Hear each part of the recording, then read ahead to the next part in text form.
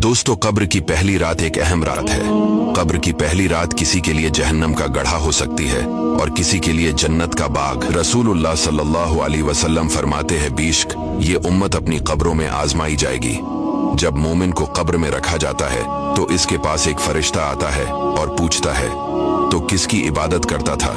अगर अल्लाह ने इसे हदायत दी हो तो वो कहता है, मैं अल्लाह की इबादत करता था।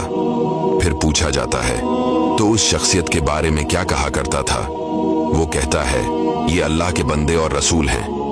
बस इसके बाद उससे कुछ नहीं पूछा जाता और इसे इसके जहन्नमी घर की तरफ ले जाया जाता है और कहा जाता है, ये जहन्नम में तेरा ठिकाना था, लेकिन अल्लाह ने तुझ पर रहम फरमाकर तुझे बचाया और इसकी जगह तुझे जन्नती घर अता फरमा दिया है।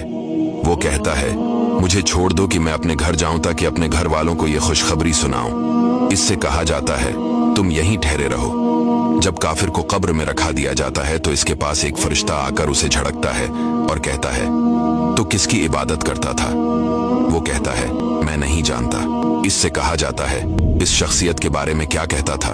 वो बोलता है, मैं नहीं जानता, मैं तो जो लोगों को कहते सुनता था वही कहता था।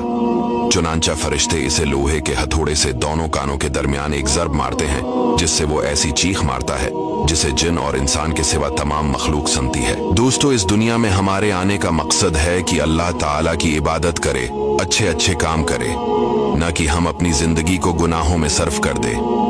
हमें मौत आनी है और हमें कब्र में जाना है, मगर अफसोस की बात यह है कि हम उसके लिए कोई तैयारी नहीं कर रहे।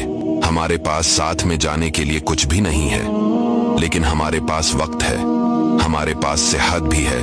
तो हमें चाहिए कि हम इस दुनिया में नेकी करें, अच्छे काम करें, अपनी जिंदगी इस रास्ते पर डाल दे जिसका तरीका प्यारे नबी सल्लल्लाहु अलैहि वसल्लम बताया है। अल्लाह पाक हम सबको नेक एमाल और समझने की तौफीक अता फरमाए।